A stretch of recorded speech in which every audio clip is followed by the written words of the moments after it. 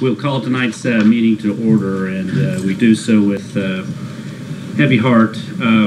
Trustee Ramsar and her husband Dawn, their daughter has been lost with a fight with cancer, and Kathy won't be with us today because the rosary for Jennifer is tonight in Derby, and the funeral services is tomorrow at 11 in Derby. So I would like for us to take a moment of silence to reflect, show our respect, and sincere sympathy for the Ramsars.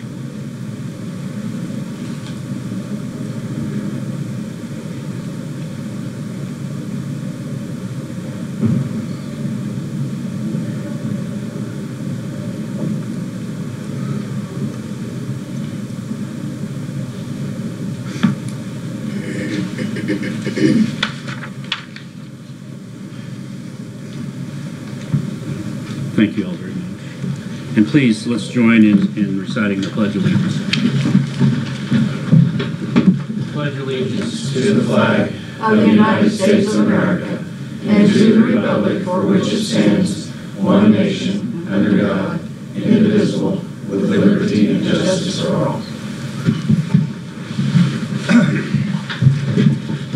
Begin today's meeting with a reading of the college mission statement. Dodge City Community College will provide opportunities for high quality learning and will enhance community and personal development in a student-centered environment.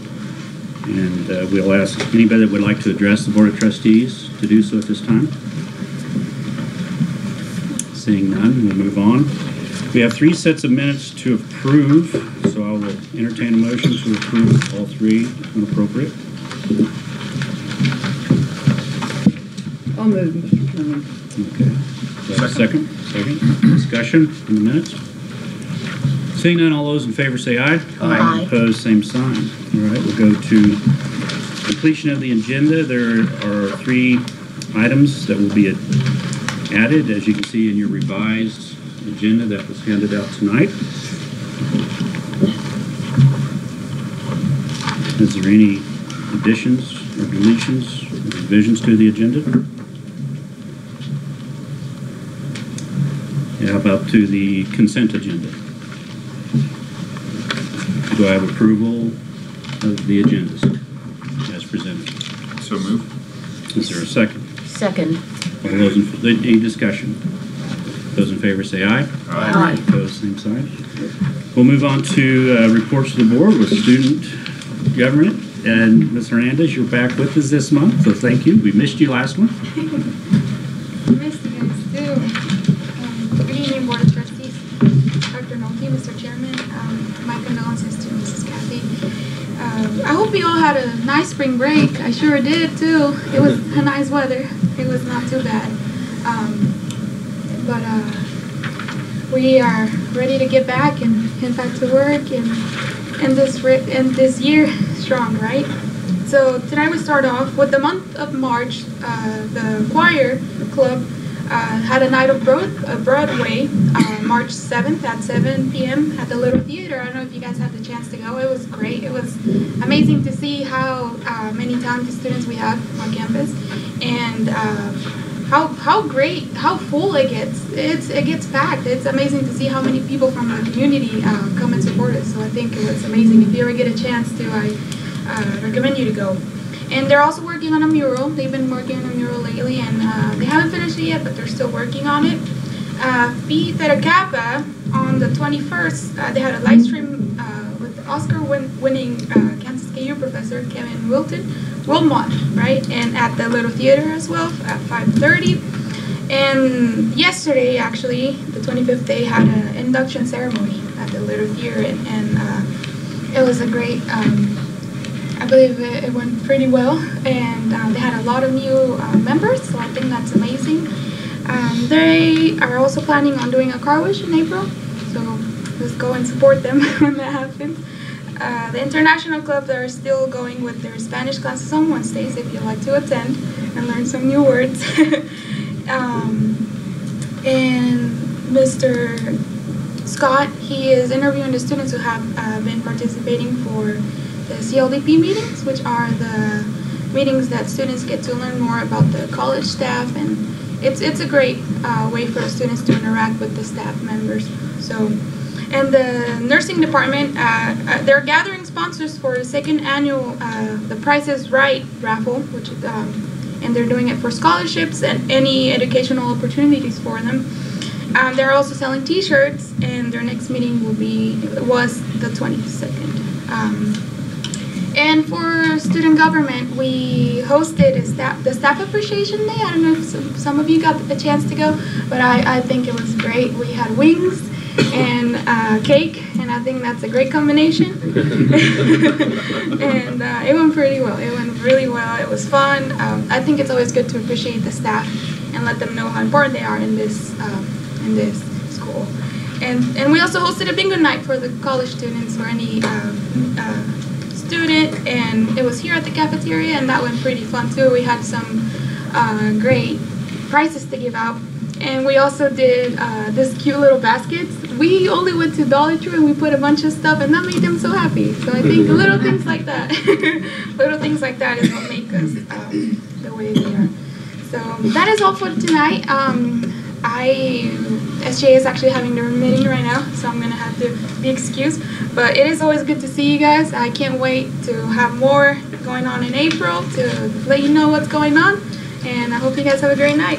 Thank you. Thank you. Thank you, Ms. Almendarez. Thank you. Okay, next up we'll do trustees reports. So Dan, we'll start with you. Well, I did attend the Night of Broadway. It was excellent. Had a lot of talented students. Nice crowd there, as Lynn said. I've also been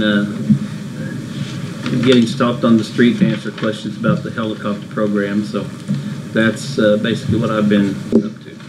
Okay. Jeremy? I have continued to work with, as always, work with a lot of the nursing students through, obviously, my job every day at the hospital, at our office, at places or in the community, and just continue to be very impressed with the level of education and the diligence and the interest that we're seeing. And I've seen the change, and I've seen it from that end over the last couple of years as the program's really become what it is today. And I just can't thank the staff and the faculty and everybody that's involved in the support that the community and that has given that program, so that we can continue to provide for those nurses and future nurses. And as everybody knows, where there's always a need, and so I'm glad that we continue to offer that, and that I speak from the front line that we're providing an education that's applicable in the workforce, and that this is a stepping stone in the right direction. So thank you all for that work. Maya? Well, I attended the Kansas Scholars meeting in Topeka, where we had 2 students who were inducted into the Kansas Scholars program for PTK. It was a wonderful, wonderful luncheon and a wonderful program with a very funny speaker who I don't think intended to be quite as funny as he was. But it was a great day, and it was wonderful to see all those outstanding students. I had several things that were of interest, I thought. We had a really good work session yesterday, and I was so pleased to get to hear more about the Pearson Praxis Testing Center, which we here are made available to a lot of other outside entities who come here to get the testing for their licensing. Teachers especially, and other entities too. So I was pleased to hear about that. And the fact that our RSVP volunteers were busy at the 3-Eye Show. And our rodeo team opened the activities at the show, and that was a good outing for us. And some other of interest, things that have been in the news so vividly lately about how you choose a college. This is from the Wall Street Journal, and it's a long article, and I want to quote some of the things they said. They include community colleges. It may not be in the part I quote, but It turns out that what students do at college seems to matter much more than where they go. The students who benefit most from college, including first generation and traditionally underserved students, are those who are most engaged in academic life and their campus communities. And I thought about the reports we hear from the Student Government Association every meeting about the fact that they're involved in the things that are going on in campus. They're involved in things that are going on in the community. And these are the students that are going to come out of college with a great experience and will succeed because of what they put into it. So I thought you might be interested in knowing that it has become a focal point for a lot of discussion, and if you haven't already realized that you will be aware of that. And another thing I want to mention is, too, Dr. Holward's exciting new collusion with KU and the wonderful, and I hope she'll tell us more about that, the fact that now the intelligence community from the United States government is looking for more diversity in their agents. And because of that, they're no longer going to just focus on colleges from the East Coast. They're coming out into the hinterland to look for people who have a broader perspective on life. And are you going to tell us more about that? I can, in light of the conference Professor Fallon and I attended. Okay. We're the liaisons with our grant, which is funded through the DIA, and collaboration with KU, where there is a new academic program called the Intelligence Community Center of Academic Excellence. And we are consortium partners with Donnelly College, which is just outside of Kansas City, and Seward, our sister community college to the southwest of us. And so we are invited to help identify students who are interested in careers in the intelligence community. And at the conference we attended, which was about 4 days at the end of February, we had the opportunity to interact with representatives from 19 intelligence community agencies, and I think something like 36 schools, colleges, and universities around the country who also have similar programs or centers of academic excellence for the intelligence community.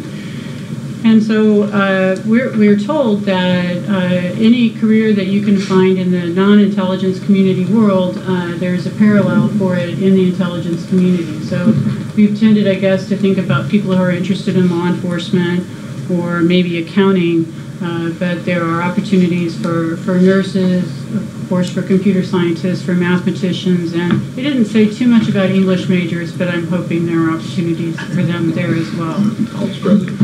And so through this partnership with KU, students are able to take courses towards a certificate in intelligence community online and have those classes be facilitated by Professor Fallon. And so while the courses are taught and delivered by KU, they wanted to provide an opportunity for students then to have discussion points or review sessions, and Dylan Fallon would be coordinating those.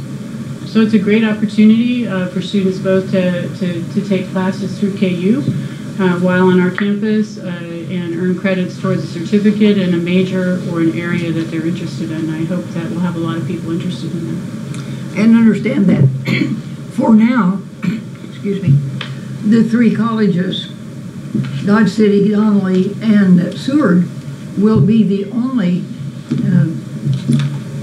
colleges to supply the candidates for a while at least. To participate in the grant funding opportunity.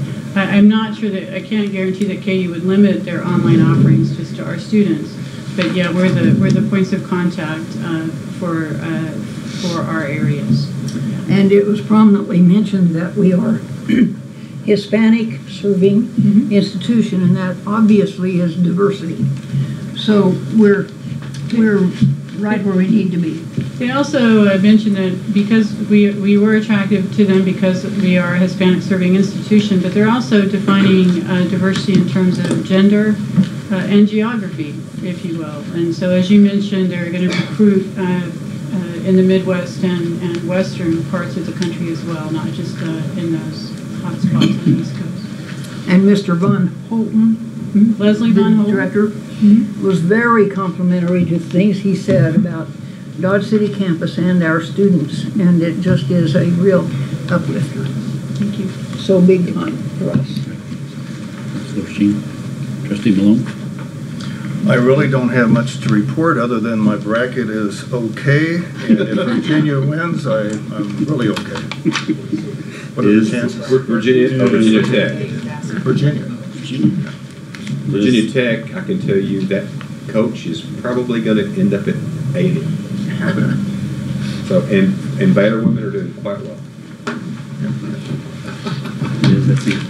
I do want to report on our visitors list. So Dr. Morris Reeve is here, so welcome, Morris. And Scott Lloyd with Swindoll, Jansen, Hawk, and Lloyd. So welcome, Scott. With that, we'll go on to other reports. So, Glenda, did you have anything to report? No. Okay. Okay. How about Bev? Did you? No. Okay. Am I missing anything? Christina, she had a report in here. You have anything further you want to add to your report? Not that is the one I gave you. Okay. She's into the woods. You're out of the woods? Then we'll go to the president's report. No, all I have, you guys, is please, I've given you a reading assignment, and next Tuesday, you'll have tests on it. No. But it's easy to read. It's an easy read, but it'll help us on with the pictures. It's got pictures. That's what I love. It's called Smart, Succinct, and Agile. It's strategic planning, and Scott and Jane will be helping us with that in uncertain and age of uncertainty. So I look forward to you reading. It's presented. It's produced by Inside Higher Ed. That's a great group to have. Having a Chronicle or two groups that really do a good job with things. But please have that read by next week, and we'll be talking about strategic planning. So everybody's doing it. Okay. All right. Thank you. So we'll move on to board action item A. So the adult basic education, the tax levy. So Dr. Forgy. Yes, every 5 years, the board is permitted by statute to authorize and pass a resolution to enact a levy for the adult basic education program, and this is the 5th year, and so it is time to do that again, should the board so desire. Okay. All right. Do we have any questions for Dr. Forgy? If not, do I have a motion to approve? So moved. Do I have a second? Second. Discussion? All those in favor say aye. Aye. Opposed, same sign. Okay, next action item, the real estate lease with Fort Hayes. Fort Hayes has leased office space with the college for a number of years. This is to renew the lease. The lease we've been in negotiations with them for several months. They were requesting some things in their agreement that they really didn't need. For example, they were requesting climate control for their computer equipment, servers and things like that, and we pointed out you don't have servers and things like that, and so we're not going to commit to doing that. But finally we got an agreement with them, and Mr. Curbs has reviewed it and presented it to you for an annual fee of $1,200 that they will give us. Okay. In your packet is Mr. Curbs' review of the lease. Have anything to add? No, that was my approval. Okay, Dan, did you have something? They surely can't be upset with the price of that, can they? We can't clean the room for $100 a month.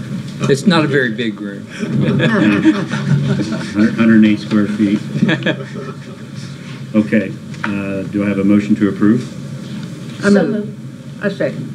Second, all right. Discussion? All those in favor say aye. Aye. Opposed, same sign. Okay, auditing service for fiscal year 2019, 20, and 21. Yes, as you may recall, at the January board meeting, the board requested that the college prepare a RFP and request proposals for auditing services. And I might add that according to board policy 609, if it's a purchase for a service that's over $10,000, it's got to have prior approval for the board, and it says all purchases in excess of $10,000. And I guess it's up to the board's decision whether they want to go out and bid on items like that, but it does say that. Now I would, and I've mentioned this in the agenda item, and we wrote Kennedy McKee a letter to inform them that we were not dissatisfied with their service.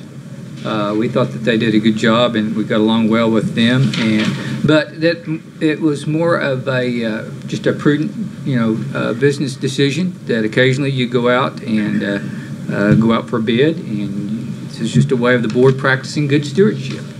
And so we did get two firms that submitted a bid, and after contacting references and discussing the services with the two firms, I had recommended that we go with Swindle, Jansen, Hawk, and Lloyd. And I informed Mr. Lloyd that he was going to be on the agenda, that this item was going to be on the agenda tonight. And I didn't tell him to come, but he volunteered to come. And that was one of the things that I found attractive to his firm. He was really eager, and it seemed like whenever we were going to need something from him, he was going to be willing to provide that. And I also might add that the fees will probably be in line to what we paid this year. Can we meet the man?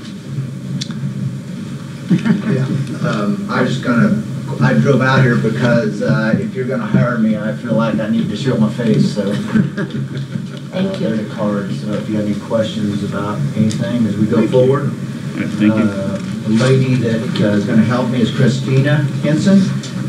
Did they get a copy of the proposal? Did they get? I don't think they did. Anyway, it has our background, and if you want to see our background, it's in the actual proposal.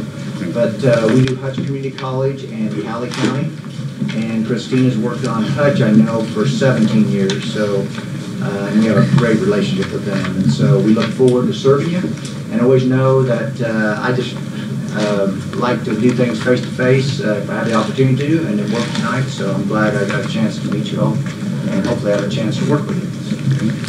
All right, thank you. Thank you very much. I like the fact that you have a good history with auditing junior colleges, so I think that experience will serve as well. We actually do, we have done Sterling College for several years. We do McPherson College, and we've done Bethany for several years, and no longer do it, but we do have quite a bit of college background with student financial aid, all of that. So. All right, thank you. And thank you for coming out. It was a pleasure to meet you. Yeah, very nice to meet you all. Okay.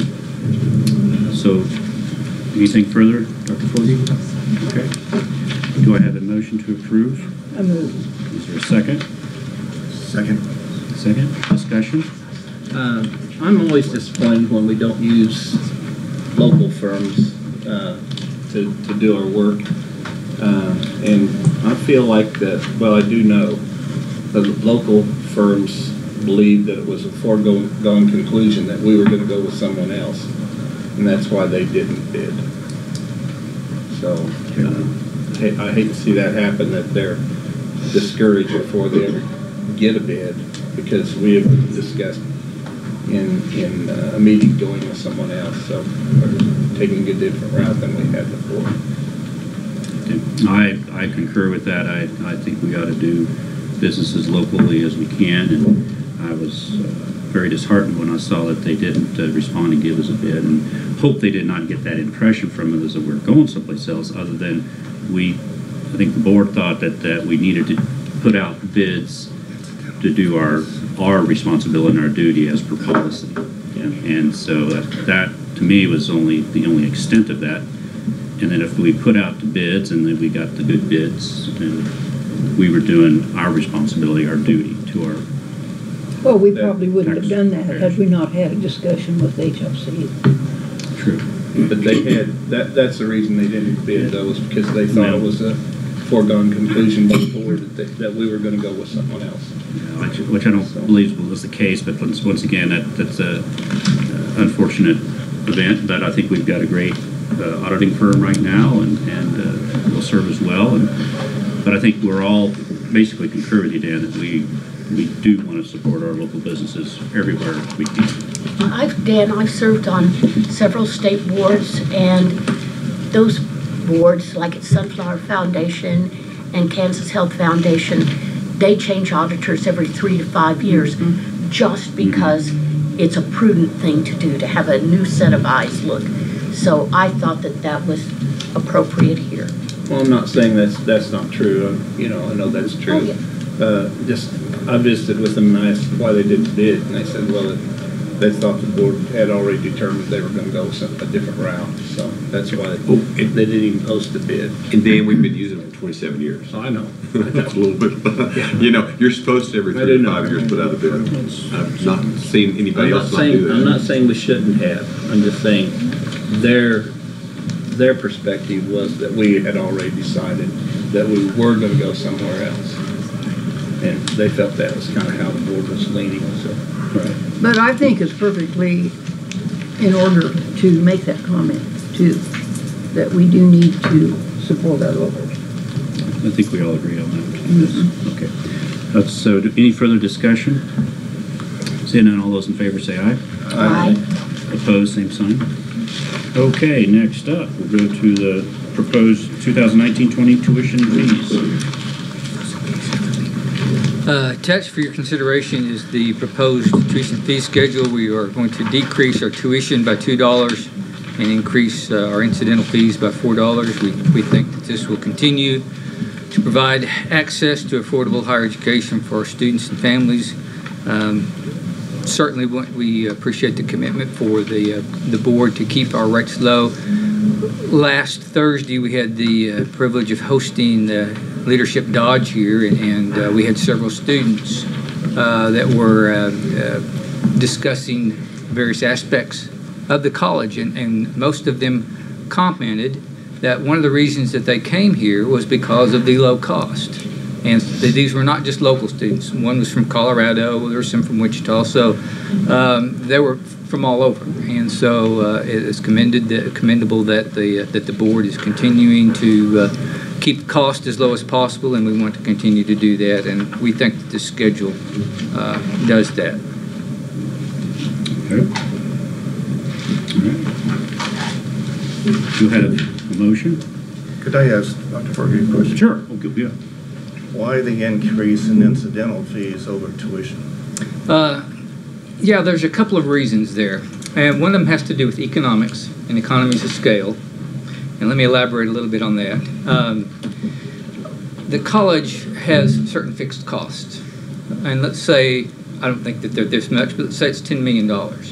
And to use that number just to make it easy math, and we'll say 1,000 students. So if you were to do that math, the cost per student then would be $10,000 per student. Well, we have a demographic issue too, and that's the other factor. In our 9-county area, there's a population, I think, of about 60,000. And of that, probably 4 or 5% would go to college. So you're looking at, students that would go to college, maybe 3,000, and maybe half of those maybe come to college here, or could come to here. So your demographic, you don't have a lot to recruit in our area. So to make our economies of scale better, to keep our costs lower for our local students, you want to bring in out-of-district students because they pay the higher fee. So, that's kind of one of the reasons that we do that, because let's say if we attract 1,000 more out-of-state or out-of-district students, well, then your students, the number goes up to 2,000. Your cost per student goes down to 5,000. So the burden on your local students actually goes down by recruiting and getting in more out-of-state or out-of-district students.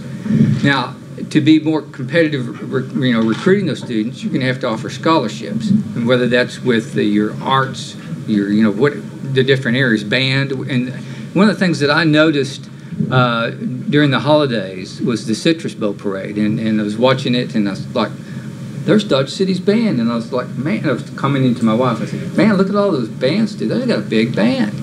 And I think I texted Dr. Nolte, he said, how big's our band? And I don't remember the... 6.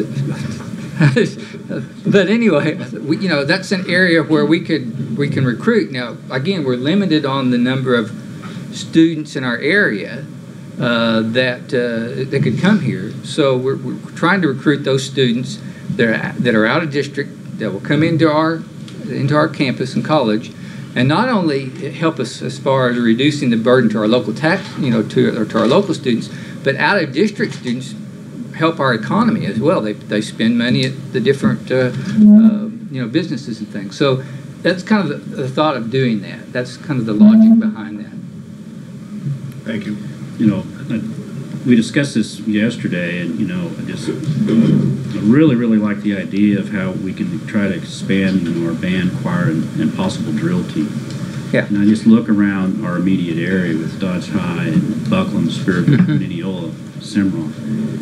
And each one of those have great programs with great students in these sectors that we had scholarship. We need to be doing a better job of going out there and attracting those students to Dodge City Community College with a great program. And having scholarships for them for this would be great. And I'm sure you know this, that public funds can be used for athletic scholarships. It does not say that you can't use them for band and theater and vocal music and things like that. So we can continue to have those scholarships for those students as well as others. So. And we spoke to Gary Andrews. It's open to Sutherland's this morning. We had a meeting with him this morning.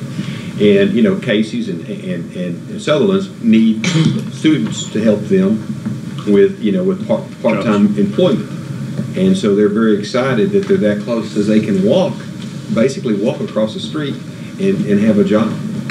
And I'll never forget meeting somebody at Home Depot, at Garden City, and the young man said, I said, well, he was loading my something up in my car, and he said, I used to go to Dodge, he said, but I couldn't, there was no part-time jobs close to me in the apartment, so he moved over to Garden City. So I'm excited that we're going to have that opportunity to help Gary and Sutherland's as well as Casey's also. So, well, I looked at this with kind of different eyes and a different thought, and that was to try to start reducing the cost for Ford County students. And because the taxpayers are already bearing the burden, and it seems like a double burden when you charge your Ford County students. So on the Ford County resident, on that first item per credit hour, I just threw in a number of $25 an hour rather than $29. And then for out-of-county students, the next item, instead of $47.50. And I tried to compare this with Fort Hays State fees, what they charge. And of course, it's so much higher. Much higher. But if we're offering a good product, we should be able to start reducing the cost to our Ford County kids and maybe raising the cost a little bit for non-Kansas resident. I put it 65 instead of 57, and international student 70 instead of 60. And I took off the parking fee for Ford County students. Ford County students would be exempt from the parking fee. And so just kind of reduced the fee to Ford County students and raised fees for the others a little bit. It just makes more sense to me since that. But and Dan, I'll tell you, I shouldn't pull this out, but I'm going to do it anyway. I talked to the superintendent this morning a little bit also, and we have a meeting. We have a meeting with the superintendent on Friday. The meeting with USD with a group with Jackie and others, and we're looking at opportunities for our Ford County students. Right now, our prices. We're the lowest, and I hate to use this word. We're the most efficient prices in the whole state. I mean, we're the lowest as far as in county than any other school in the state right now. 19 community colleges. But what I'd like to see us start doing is I want to get a college-going society.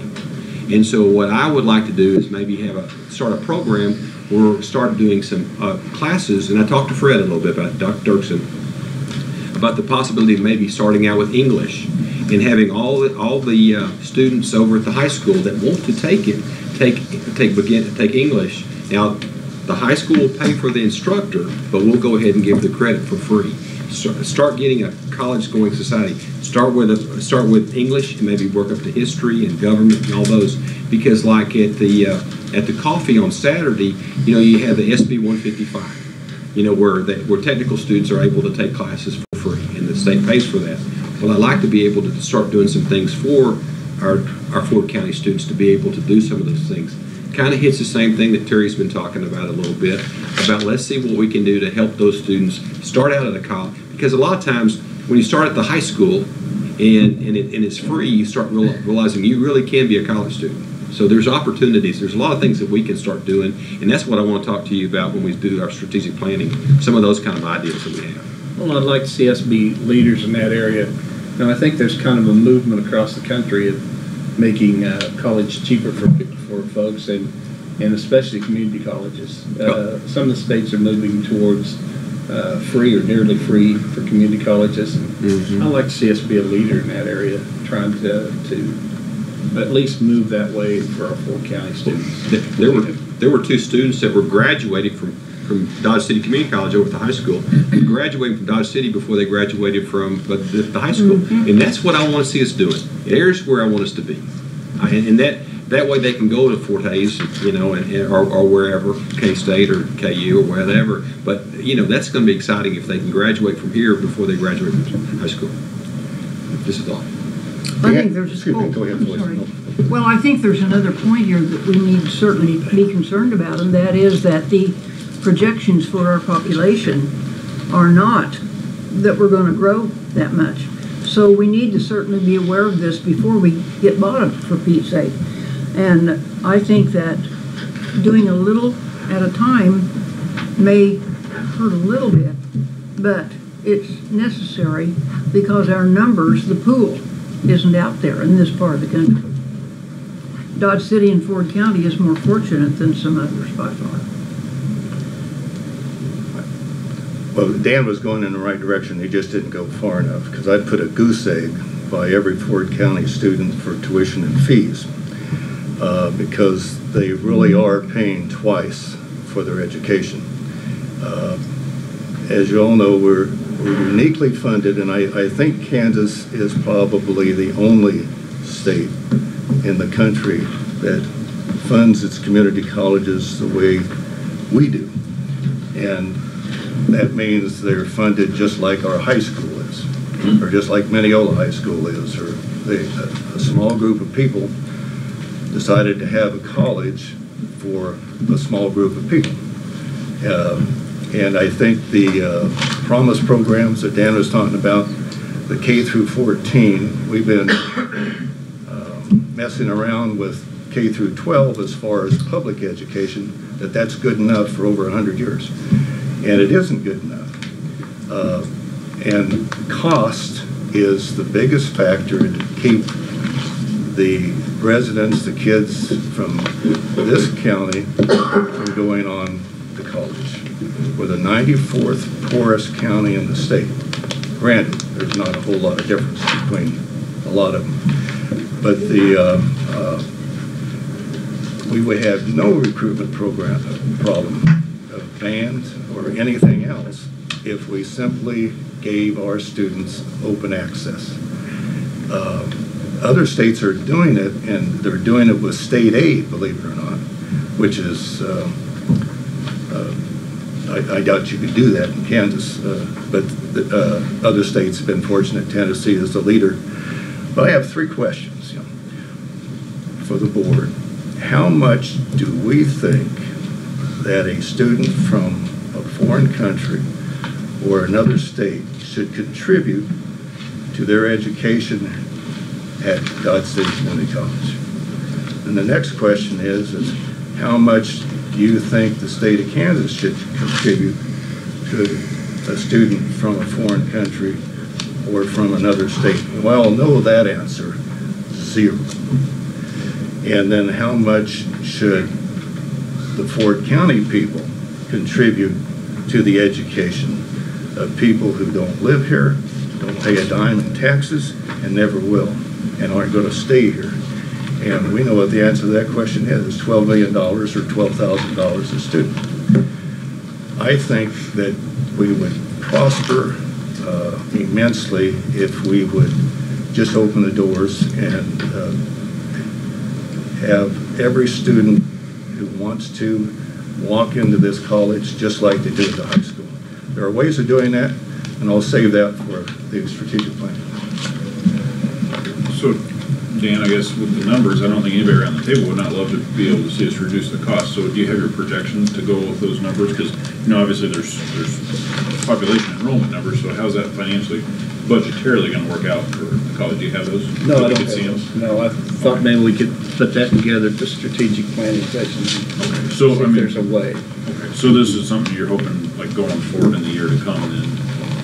Because I mean, we obviously got to get this because we have a timeline that this has to be published. I know we have a catalog. I'm getting a lot of shaking heads out there that's telling me that, yeah, it needs to be at the printer soon. I know we need a catalog ready, but just wanted to plant the seed and see if we can discuss this, if we can get moving in a different direction than we're moving in now. Well, I think, you know, we're making a step in that direction, and then we have strategic planning, and then next year we'll be doing it again. And I think this is a good step in that direction. You know, we also have to think about HLC and the ratios. So that's where we need to make sure we do have the numbers right. But I like the fact that we are heading in that direction. So with that,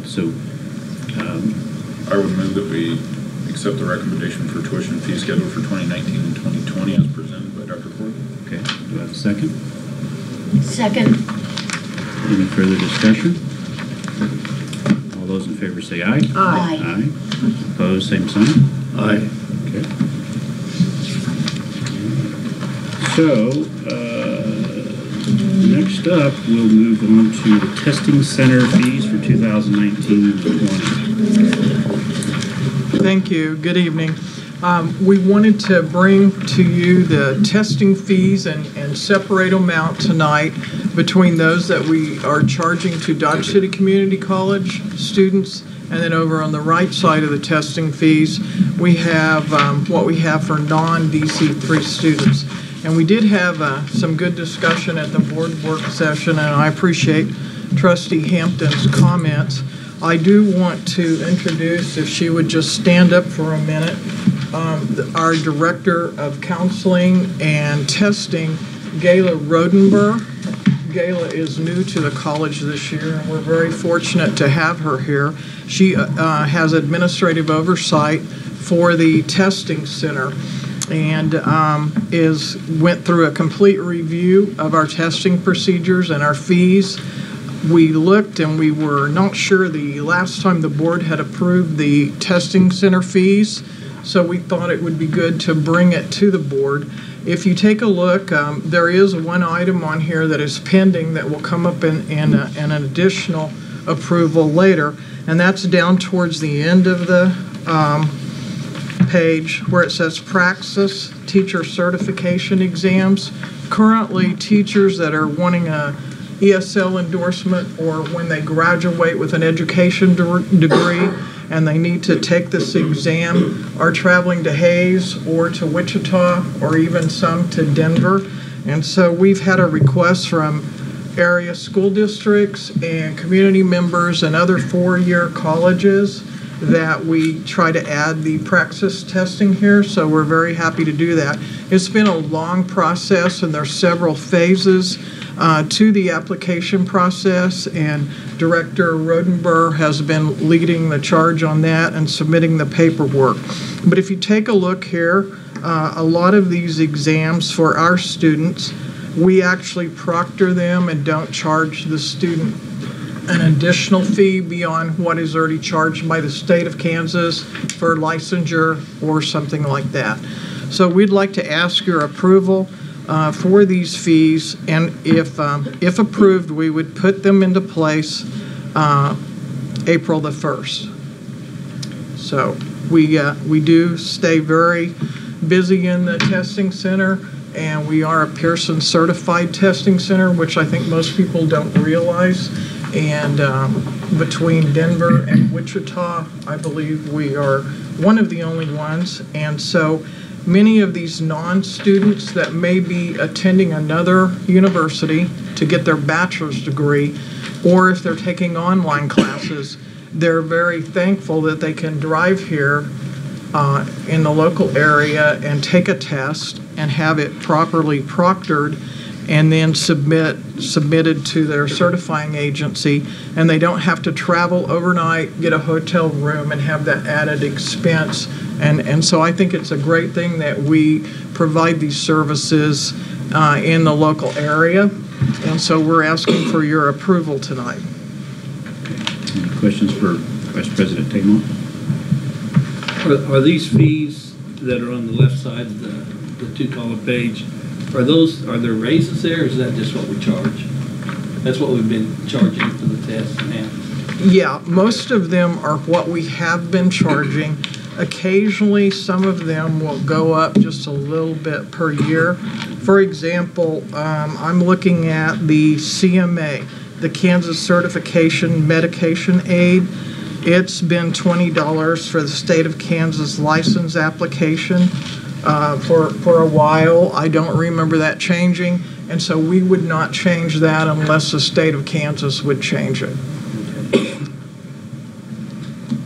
Okay. And a lot of people don't realize that we test here for the TSA, for Homeland Security, for example. So do a lot of testing that's necessary in this area. How do you make this list public?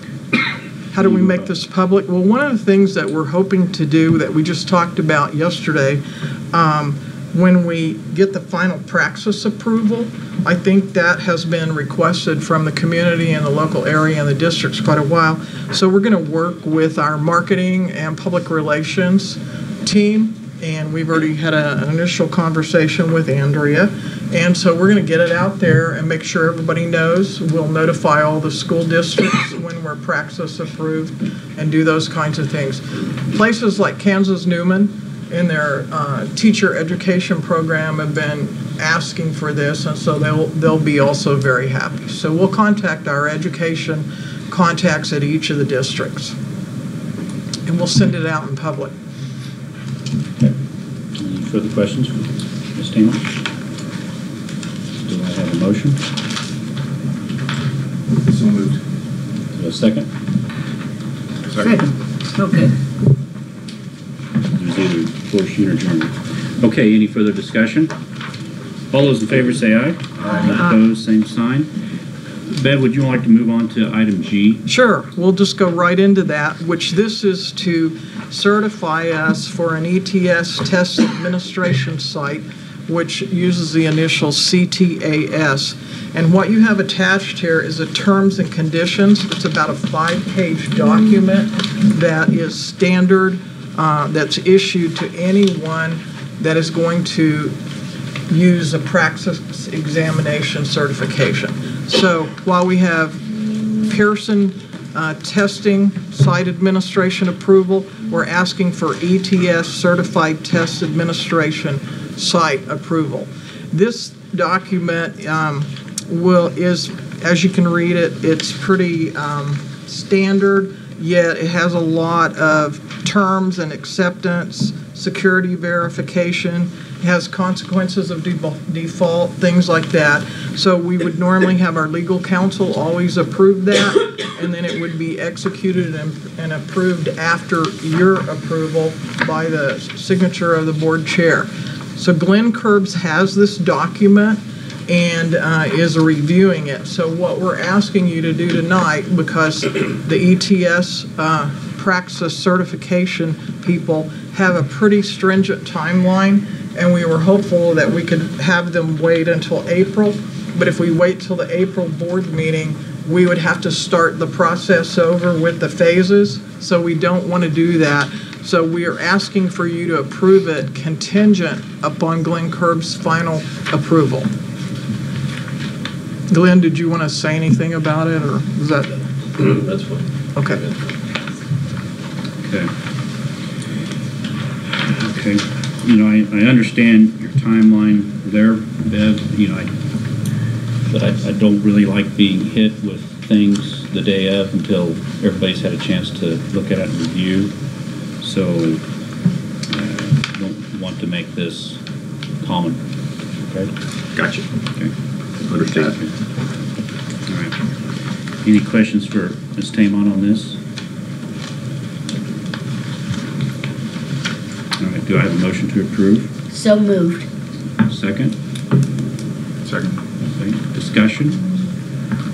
All those in favor say aye. Aye. Opposed, same sign. Okay, thank you. Thank you, Bill. All right, we'll go back to item F in your hand, your loose leaf. So, Kristen. Good evening. So in front of you, you guys have the first draft of a job description.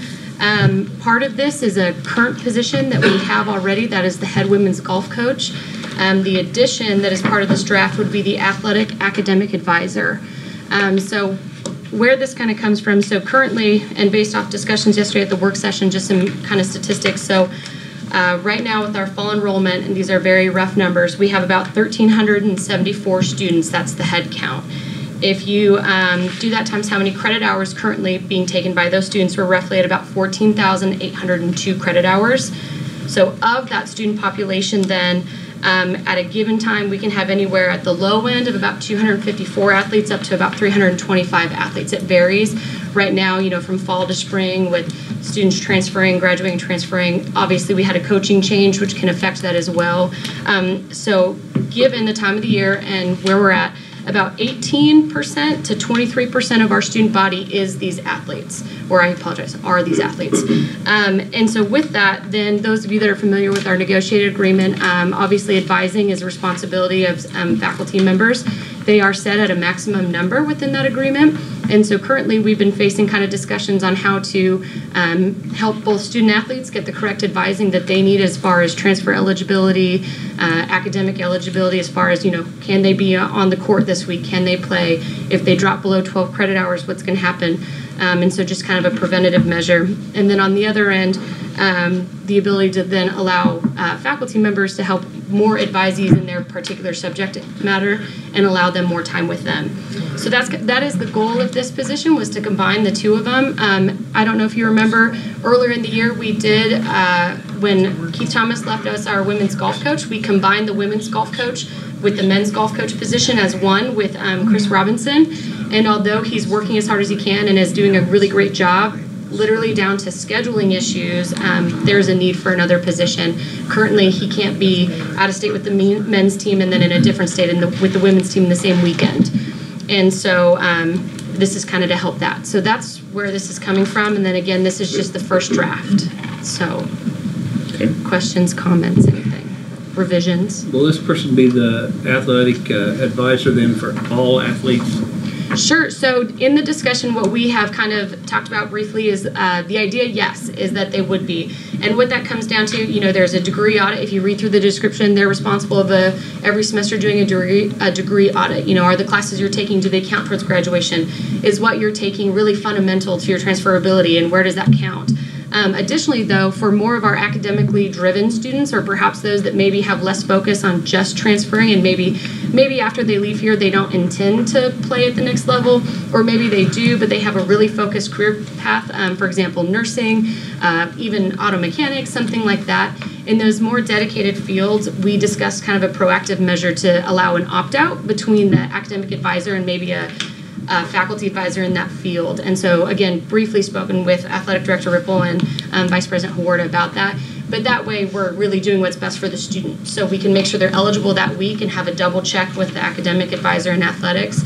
But also if they want that more career counseling in regard to, you know, I want to go into pre-dentistry, you know, what's the best path for this, then they could work with those advisors, that faculty advisor as well.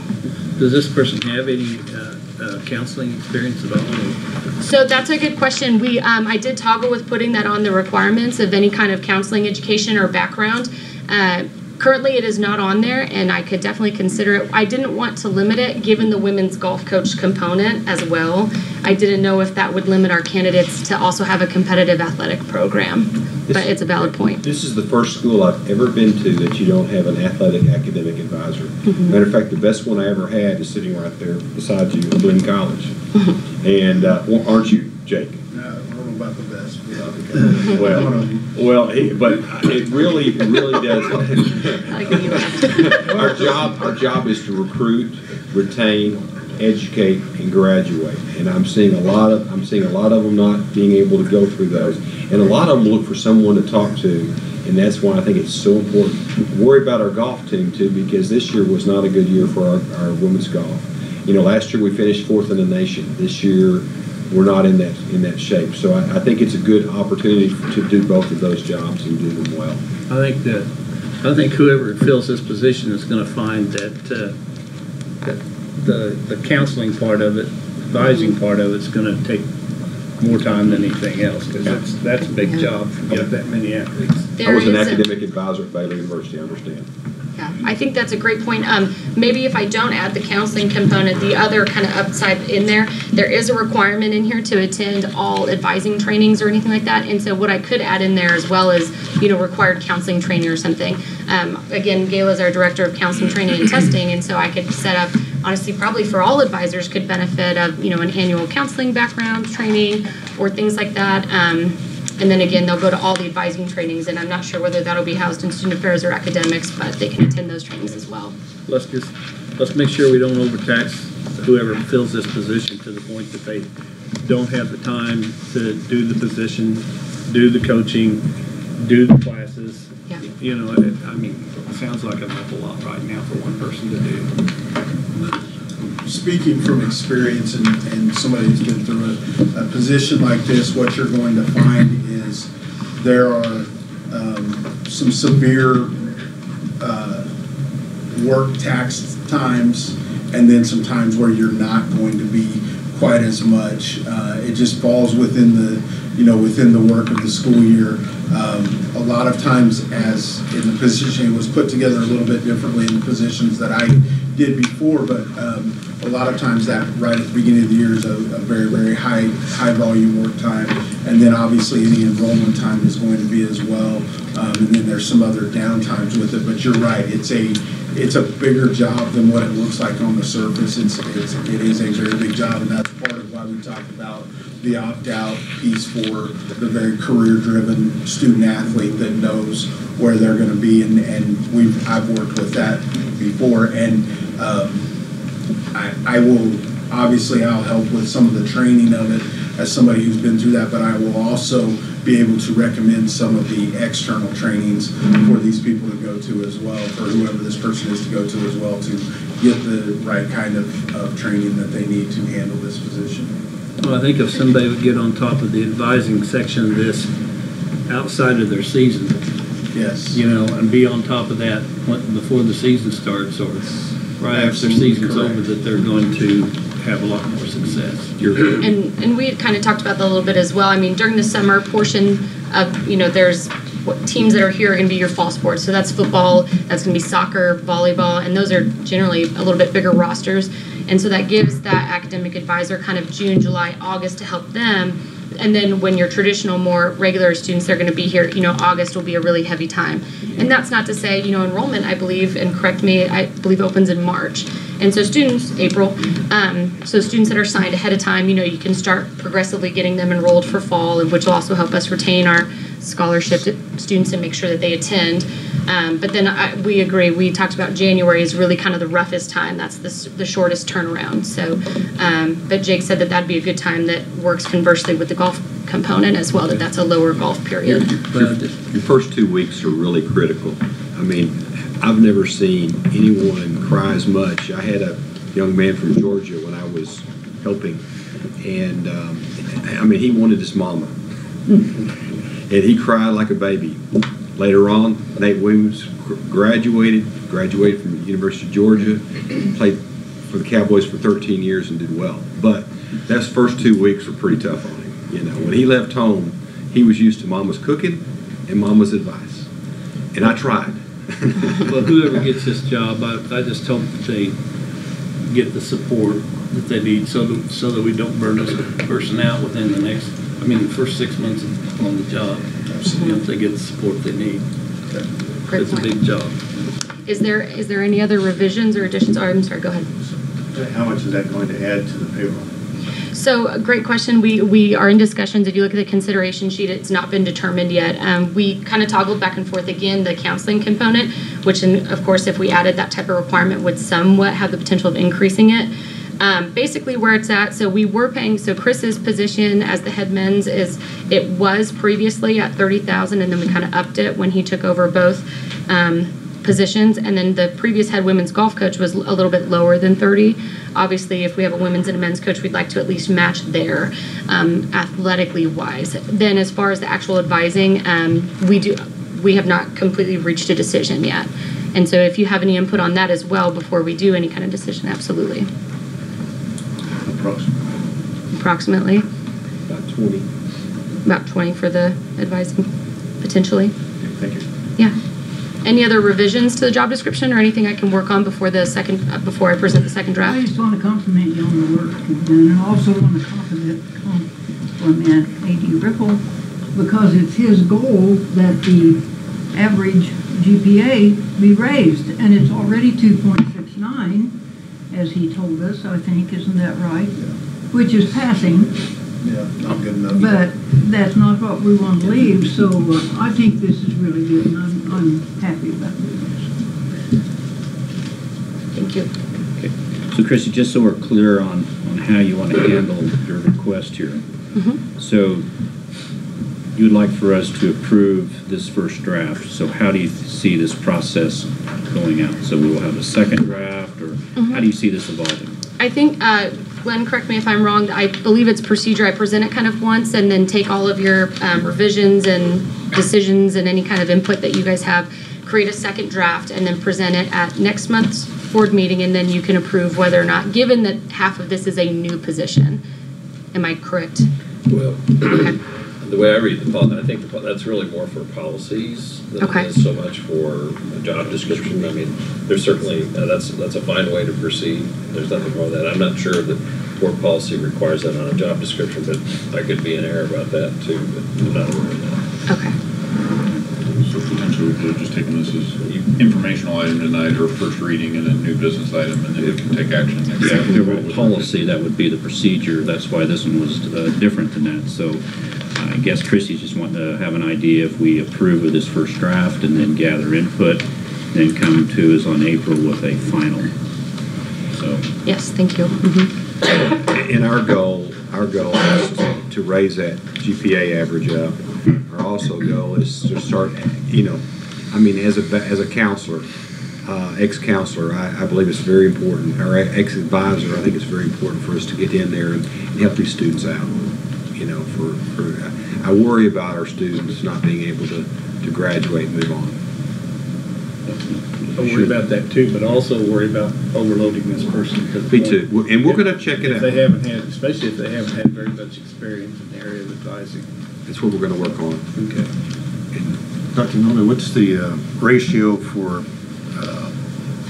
is this the first time, obviously, for non-athletes, academic advisor? What do we have for the non-athletes? How many? Our faculty have 25 students per faculty member. Now, some of them, Jane, she's asked some of them, if this is their first year, she doesn't ask them to go ahead and advise, right?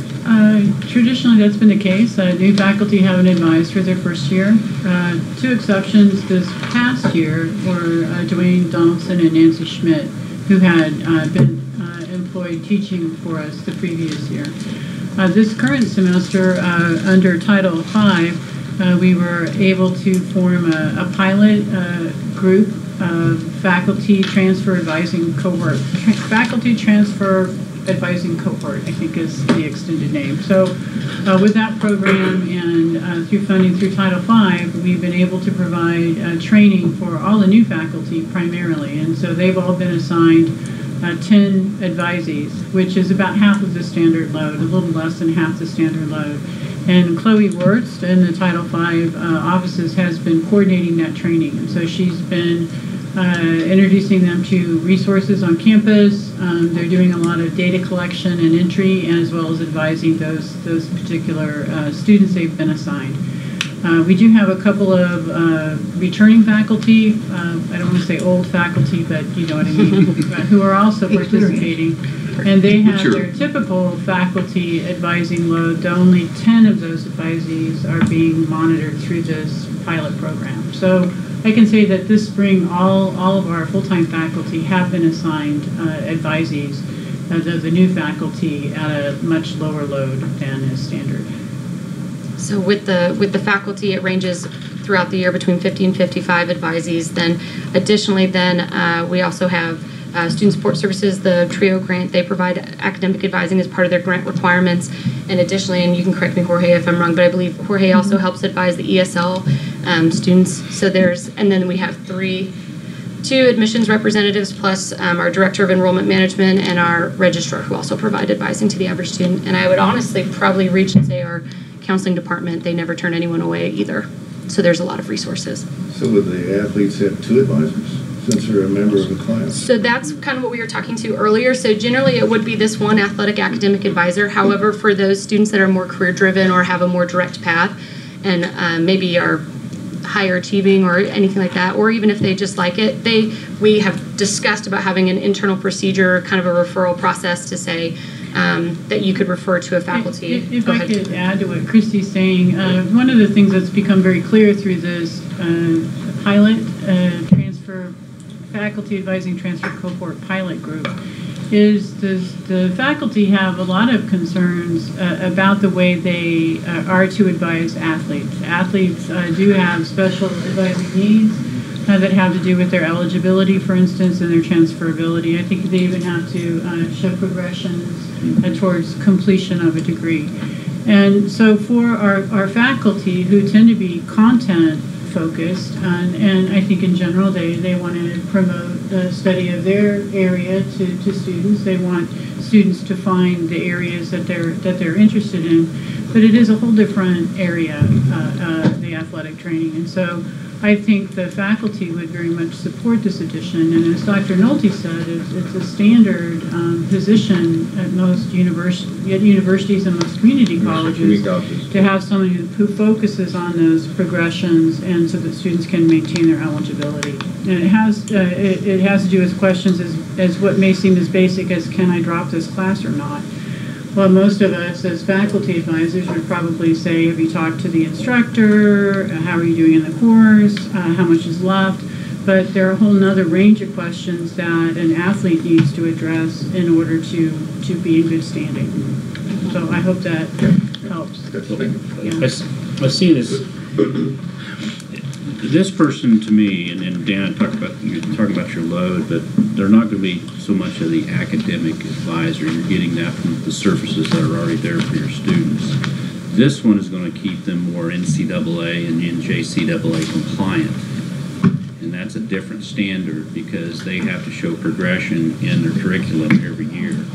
I know of a student that transferred from here to a 4-year, so that would have been a junior year. And to stay NCAA compliant, they were going to have 41 hours that year to stay NCAA compliant because they didn't have somebody here making sure they were monitoring and staying with the curriculum and knowing what classes they had to stay within that degree. So it might not be as taxing as you say, but it may be with that many students. But I think to me, I see it, Chrissy, as more making sure that they are staying in line with the NJCAA rules and regulations and progressions. And I would want to assure you, Trustee Malone, that no one would discourage any student athlete from consulting with a faculty member on courses or programs. And this person would be responsible for the enrollment and then the continued monitoring. So, currently the athletic department has a grade check process and a few other procedures that they do. And so essentially it's been housed under Athletic Director Ripple and his assistant AD. And so this would be kind of taken over by this position.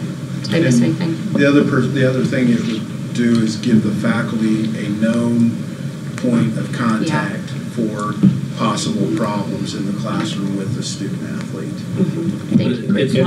It's not just about compliance, though. No, it's Correct. It's about academic performance. You are correct. That may or may not have something to do with athletic compliance. Correct. What we're trying to do, and you'll see this down the road, we're trying to develop safety nets for these kids. I mean, you're talking about community college kids. You know, they need safety nets. We all need safety nets. All freshmen. All freshmen. Mm-hmm. But I do think this is an opportunity for us to continue talking about, I want to work during my tenure, I want to work very hard on getting these students recruited, retained, educated, and graduated. And so that's our goal. And so I think the more you put out those little safety nets, the better off we're going to be. And I want you to be proud of our enrollment and our retention. Okay. I had another question. Is it possible that this athlete, Academic advisor. a student, that he also has mental issues? Can he go to our regular counselors then? Oh, of course, absolutely. We have our counselors do a wonderful job here of having a really open relationship with staff, faculty, administration. That would not change. They could make any referral to Gayla or Benny, and I know they would step in. And they currently already work closely with our coaches and staff across campus. You can get free. Absolutely. Yeah, this is not to take anything away from anyone, but to add a better resource for some of our more at-risk students, and also at the same time lighten the burden for some of the faculty and add as just an extra resource. Well, what I see in it too, we read about how colleges help students be successful. They have to understand that whoever is ahead of that department or their instructor cares about them. And here we are. I think it's big. Well, thank you. So any additions, revisions, any feedback? Okay. I just want to thank each and every one of you. I think it's important. I think we need to be doing this. I think the more we get out there to do some of these things, the more you can help someone when they first get here is very, very important. Okay. Do we want to go ahead and approve this draft with the input that we gave Christie on this? I don't think it's necessary. So no approval, So let's absolutely, just informational. You got the information you need. We don't need to take action. So bring it forward to us next month, and we'll look at it. Wonderful. Thank you very much. Thank you, Christy. Okay, next up is the consent agenda. Do I have a motion to approve the consent agenda action items? So moved. Okay, your second. Second. All discussion? All those in favor say aye. Aye. Opposed, same sign. Okay. We will move on. We have 3 executive sessions to go into. What I will ask for is when we do go into the first, that we take a 10-minute break before. And so then we'll start our executive session. But I think you want to take us into executive session first? I would prefer to do it when we come back. Okay. Okay. So let's. How long it actually. Okay, great point. So let's go ahead and take a. Do we need 10 minutes? 5 minutes? 5-minute break. Let's take a 5-minute break, and let's try to regain session at 7:20. All right, we are now back in session after our break, and the board will need to go into an executive session for approximately 20 minutes. So our attorney Curbs will take us into executive session. Mr. Chairman, I recommend the board recess into executive session to discuss negotiations with the Professional Relations Committee of the Dodge City Community College Faculty Association for the 2018-2019 and 2019-2020 school years pursuant to the employer-employee negotiations exception to the Kansas Open Meetings Act, KSA 7543-19B3. The open meeting to resume in this location at 7:42 p.m. In addition to the trustees, the president, the college attorney, Vice President Hawarda, Vice President Forgey, and Carla Petit should be included in the executive session. Go get me. Do I have a motion? I move. Second? Second. All those in favor say aye. Aye. Opposed, same sign, and we are now into executive session. Okay, we are now back in session, and there is no action taken or to be taken, and we'll go back into executive session for executive. There is action taken. I'm sorry. Yes, you got it. You got I'm it. sorry, I forgot. Oh, you're right. I was thinking of the last item. My bad. No, that's my bad. I'm sorry. I'll take some. Not my bad. Okay. There was action that needs to be taken, so Yes. Mr. Curbs, I'll let you lay out the action item. Mr. Chairman, I recommend that the Board of Trustees approve the agreement that was reached in negotiations with the Professional Relations Committee of the Dodge City Community College Faculty Association on February 28, 2019, as to terms for the 2018-2019 negotiated agreement. The primary terms as to the agreement include, number one, a one-time payment of $275 to each full-time professional employee. Secondly, removal of the e-learning specific provisions from the contract. Thirdly, separation of personal leave from professional leave. Full-time professional employees will have 5 days of paid personal leave, and professional leave will be included with institutional leave. And fourthly, as far as evaluation procedures and instruments for all instruction will be reviewed by a committee that's appointed by the PRC and administration. Okay, do I have a motion?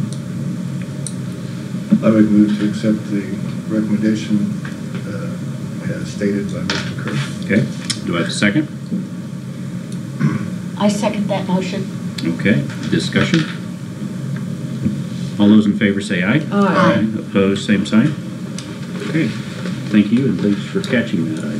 Okay. About missed. Okay, Mr. Chairman, I recommend the board recess into executive session to discuss employee positions as they relate to continuation of programs pursuant to the personnel matters of non-elected personnel exception to the Kansas Open Meetings Act, KSA 754319B1. The open meeting to resume in this location at 7:56 p.m. In addition to the trustees, the president, the college attorney, vice president Hawarda, vice president Forgy, and Dean Osmus should be included in the executive session. All right, do I have a motion? So moved. Second? Second. All those in favor say aye. Aye. Opposed, same sign. We are now into executive session. Okay, we are now back in regular session, and no action was taken, but we do need to extend our current executive session, so 10 to 15? for 10 more minutes. So we'll have Attorney Curbs take us into back into executive session. Mr. Chairman, I recommend the board recess into executive session to discuss employee positions as they relate to continuation of programs pursuant to the personnel matters of non-elected personnel exception to the Kansas Open Meetings Act, KSA 754319B1. The open meeting to resume in this location at 8:10 p.m. In addition to the trustees, the president, the college attorney, vice president Hawarda, vice president Forgy, and Dean Osmus should be included in the executive session. Okay. All right, thank you. All those in favor say aye. Aye. Opposed, same sign. Do I take a motion? I did not take a motion. Make a motion. I make a motion as such. I second.